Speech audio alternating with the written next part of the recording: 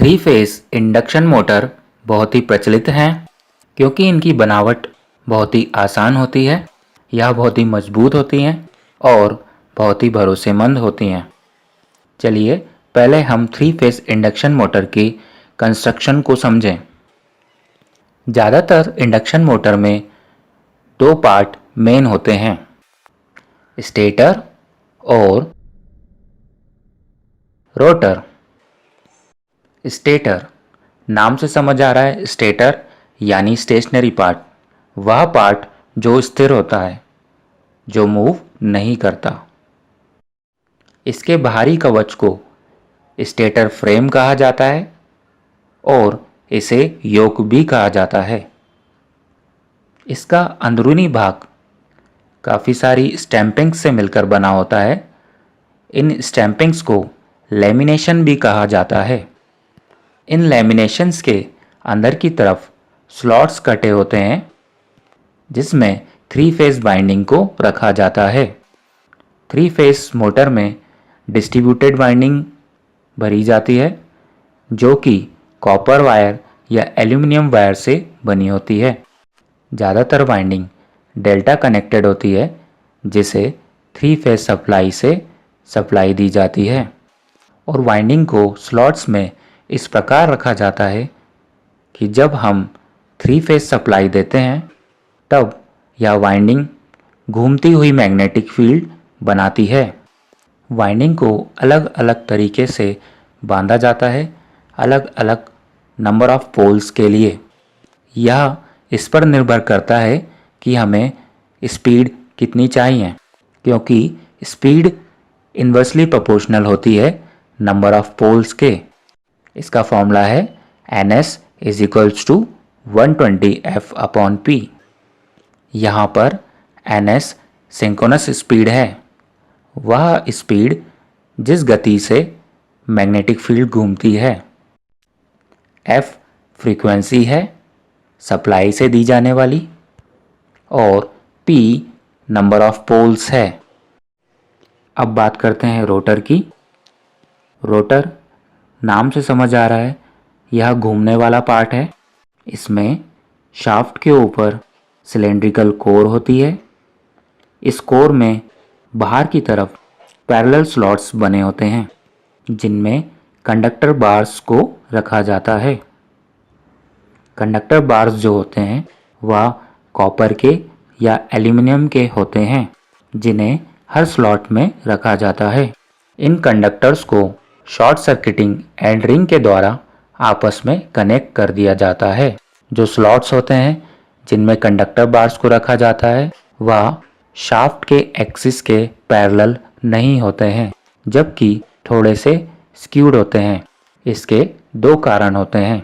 पहला, ऐसा करने से नॉइस कम हो जाती है यानी आवाज़ कम हो जाती है, और दूसरा, इससे स्टॉलिंग की संभावना भी कम हो जाती है। स्टॉलिंग यानी मोटर का अटक जाना। अब हम वर्किंग प्रिंसिपल समझेंगे।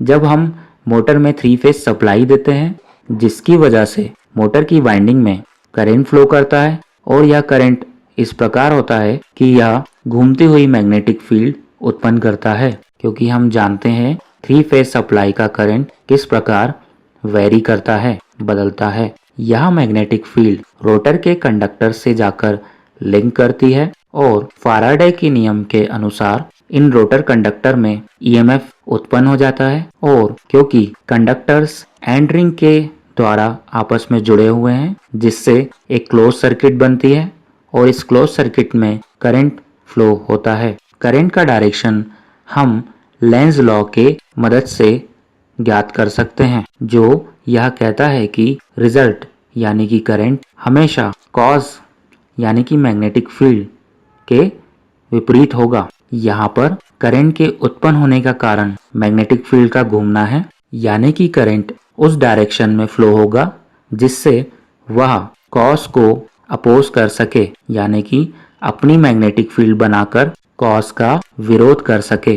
करंट के खुद की मैग्नेटिक फील्ड बनाने की वजह से रोटर के ऊपर एक बल उत्पन्न होता है जो उसे घुमाता है, जिसकी वजह से रोटर मैग्नेटिक फील्ड के डायरेक्शन में ही घूमने लगता है। यानी कि हम कह सकते हैं इस प्रोसेस में रोटर के ऊपर पोल्स उत्पन्न होते हैं जो कि हमेशा स्टेटर के ऊपर घूमते हुए विपरीत पोल्स को पकड़ने की कोशिश करते रहते हैं। रोटर के ऊपर उत्पन्न हुए पोल्स हमेशा स्टेटर्स के पोल्स को पकड़ने की कोशिश करते हैं, लेकिन वह कभी उन पोल्स को पकड़ नहीं पाते, क्योंकि अगर ऐसा होगा तो रोटर मैग्नेटिक फील्ड की स्पीड से ही घूमने लगेगा, जिससे रोटर को कोई भी मैग्नेटिक फील्ड चेंज होते हुए महसूस नहीं होगी और रोटर में ईएमएफ इंड्यूस्ड होना बंद हो जाएगा और ना ही करंट फ्लो करेगा और ना ही रोटर के ऊपर पोल्स उत्पन्न होंगे। इसी कारण से रोटर कभी भी घूमती हुई मैग्नेटिक फील्ड की स्पीड से नहीं घूमता। जैसा कि हमने जाना, स्टेटर की फील्ड सिंक्रोनस स्पीड से घूमती है और रोटर हमेशा सिंक्रोनस स्पीड से कम तेजी पर घूमता है, जिसकी वजह से इंडक्शन मोटर को असिंक्रोनस मोटर भी कहा जाता है, क्योंकि यह कभी भी सिंक्रोनस स्पीड पर नहीं घूमती। यह प्रक्रिया तब तक चलती रहेगी जब तक हम वाइंडिंग को सप्लाई देंगे। तो इंडक्शन मोटर इस प्रकार कार्य करती है। इसकी और भी डिटेल्स को हम अपने आने वाले वीडियोस में कवर करेंगे। होप आपको ये वीडियो पसंद आया होगा और अब आपको एक बेसिक आइडिया हो गया होगा कि इंडक्शन मोटर किस प्रकार कार्य करती है। Thank you.